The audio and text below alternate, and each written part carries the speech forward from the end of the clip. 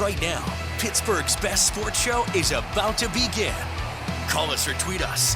We've got things to talk about on the Ireland Contracting Nightly Sports Call. Good evening, everyone. Welcome inside the Fan Cave. Bob Pompeani here, riding solo until 11 o'clock. You can call 412-575-2600. Hit me up on Twitter. It's at KDPomp as we discuss what happened today and also some of the events of the weekend, not just Steelers, but Penguins as well. Let me know what you think. And by the way, tomorrow is a big day because we're going to find out if Paul Skeens is the National League Rookie of the Year. I would expect that to be the case.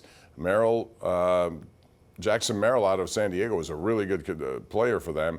An everyday player, which is something he has an advantage. Also the fact that they got to the playoffs, and the Pirates, of course, did not. But Paul Skeens was one of those players who just took baseball by storm, and he is the overwhelming favorite to win. On Wednesday, it is the Cy Young Award. He's also a finalist for that. Rare for a rookie. Chris Sale of the Braves is one of them, and Zach Wheeler of the Phillies. So we'll see how that goes. But he came up late, and that may cost him because the way he was going to be a contender all season long. But most likely he won't get that one. We'll see how it goes. But the big topic here today is the Steelers and their big win at Acrisure Stadium. And the way they did it is very typical Steelers this year. Stingy, stout defense, which hasn't allowed a lot of points to anyone. Take advantage of opportunities, make other teams make mistakes, and don't make any yourself. And that's pretty much what they did. They won the turnover battle again today. They didn't score any touchdowns. That's kind of a rare kind of thing unless you're the Pittsburgh Steelers, because twice already this year they've won games in which they failed to score a touchdown. The opener against Atlanta, 6 Boswell field goals.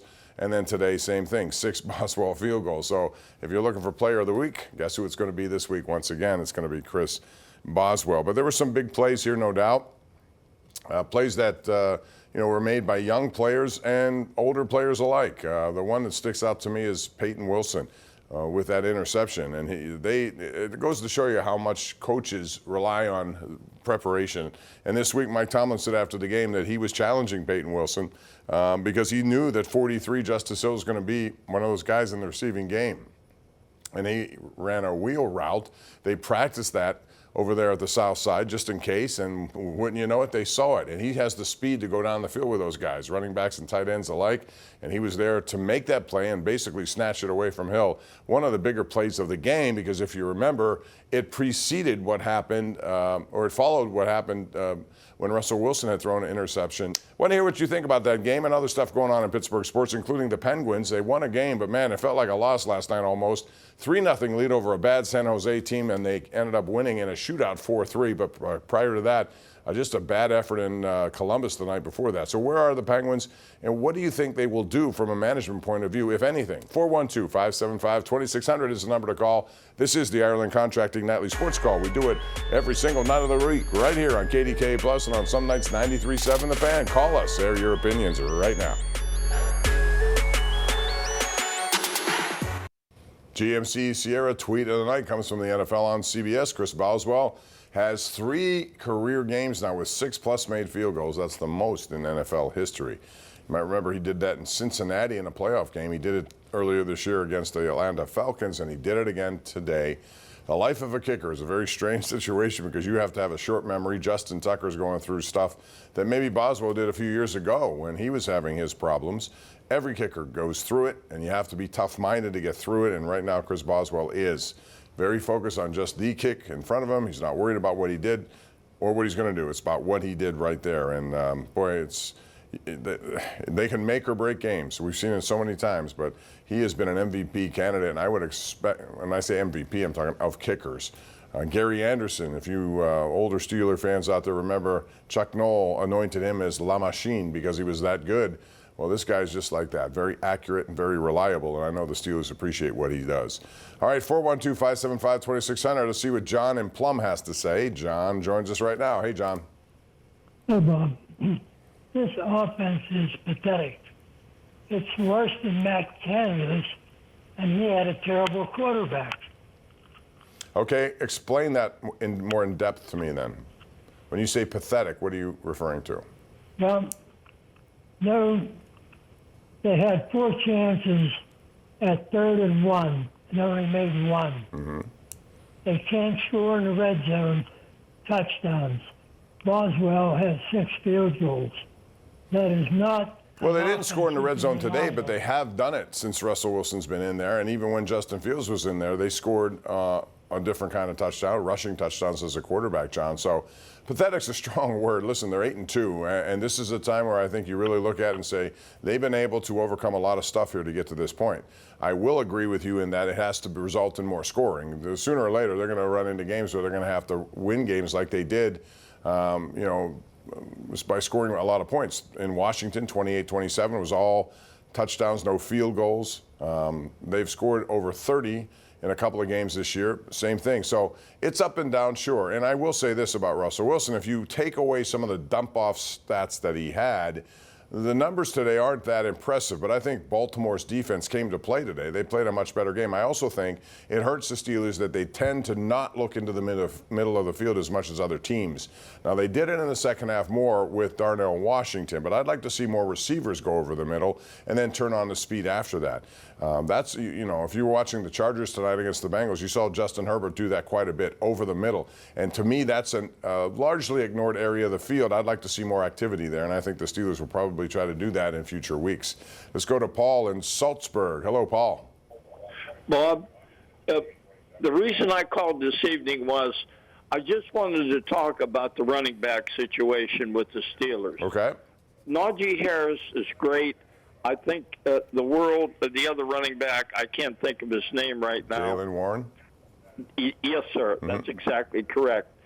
Now, to me, if I was thinking about the 25 draft, if it was me, I would love to see them take the top running back in the draft and a receiver, one or however it would work, receiver, running back.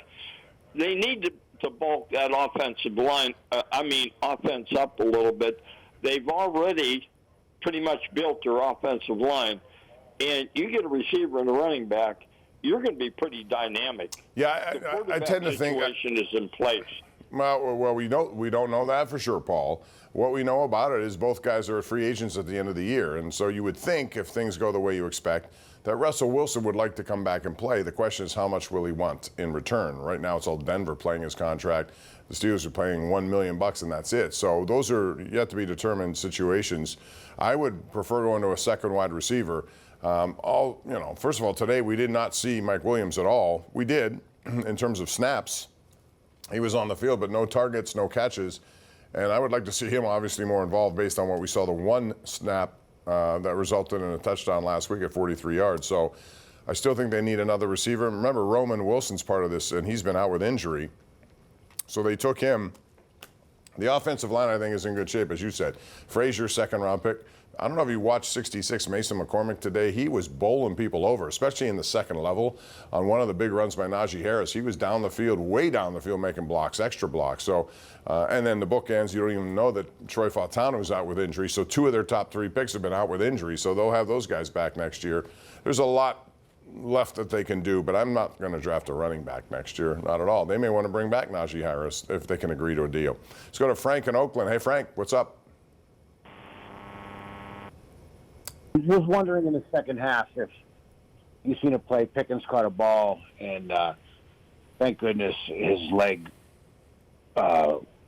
snapped forward and didn't get the injury. Did you see him get up and walk it off? Mm-hmm. Yeah, and he seems to be fine. So I wouldn't worry about that. I thought you were going to talk about the play where he didn't get that second foot down. He was trying to get the first down yardage at the sideline, and he ended up accidentally getting his foot so stretched out he went out of bounds before he got that second foot in. Let's go out to Walt in Youngwood. Hello, Walt. How are you today? Good, Bob. How you doing today? Good, thanks. What's up? You look pretty dapper. Hey, Bob. Thanks. I think they should sign Najee, give him extend his contract. And hey, Bob, when you talk to Richie and Chris, tell them that they need to vote for the Steelers. They both went against the Steelers this week on your talk show. Yeah, but that's all right. I mean, listen. I don't think anyone thought 8-2 was going to be their record. I don't think anyone would have thought they essentially have a 3-game lead over everyone else. This division has been different than what I think most people thought. Most people thought Cincinnati would be a contender for the division. If they lose tonight and they're on pace to do that, they're going to fall to 4-7, and I think their chances are all but over. The Ravens at 7-4, they've lost a lot of tough games, close games they could have won. I think they're a very good team, but the Steelers, man, have their number, and the Steelers are Jackson's kryptonite. There's no question about that. They know what they're doing against him, and it shows every day, and today it did too. Consider that he came in today with a 123 passer rating for the season, and yet today just 66.1. Let's go out to Jim in Center Township. He joins us here on the Ireland Contracting Nightly Sports Call. Hey, Jim. Hey, Bob. Nice to talk to you. First-time caller. Thank you. I'd like to ask you, why do you think that the Steelers don't use Pat Freiermuth more often? Good question. Really, he used to be the guy who would always catch a touchdown pass in the red zone, and now they don't even attempt to throw to him. I'm encouraged. That's a good question, and the answer is I'm not sure. They should do more of it. They used a lot with Washington today in the middle of the field. As I said, he's also a very good blocker.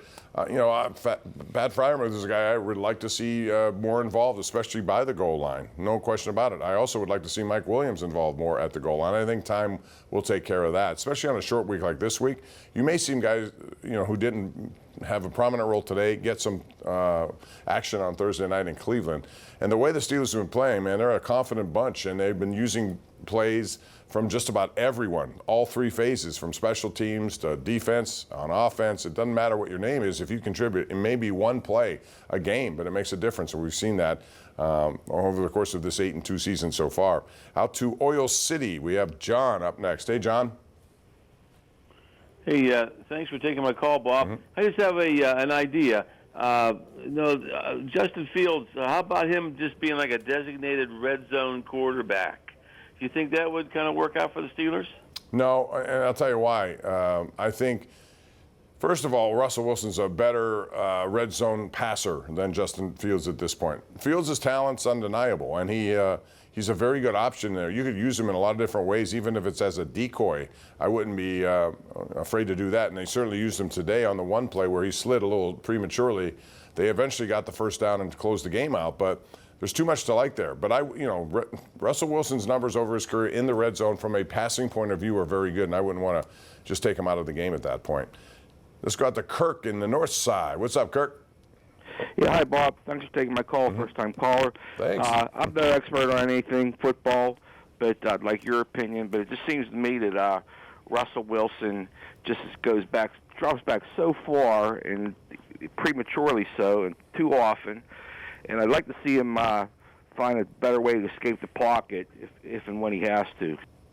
Well, he's not Justin Fields, so number one, you have to remember that. Not everybody's going to do that. He's not one of these young guys like Justin Herbert or Joe Burrow, or for that matter, Josh Allen, who's one of the best at it. Today we saw that on that play in Buffalo where it was 4th and 2 or 4th and 1, and he ended up turning into a 26-yard touchdown to win the game. But I think those long drops, you got to get open too. There's got to be some separation. I think they did a pretty good job. Baltimore did coming after him with just their front four. Basically, they loaded up guys in the secondary and it made it more difficult to find guys who were open. So you got to give them credit. They were better defensively than I've seen them. And coming into this game, I thought the Steelers had a chance, given how bad their pass defense was statistically, to take advantage. But Mike Tomlin told us last week on the Mike Tomlin Show, which I did with him, that he saw something different. He said a lot of those yards and touchdowns they were giving up late in the games because they had such a big lead in many of their games. So they were better than I think most people thought today. We got to take a break, come back with more. It's 412-575-2600. This is the Ireland Contracting Nightly Sports Call. Will continue right after this on KDKA+.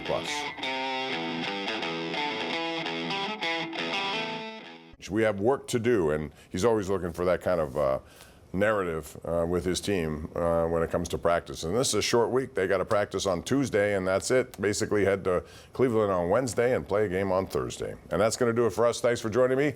We'll see you again tomorrow night right here at 10:35. And again, reminder, join us on KDKA News coming up shortly, followed by the #1 Cochran Sports Showdown. I hope you have a great week. Thanks for joining me.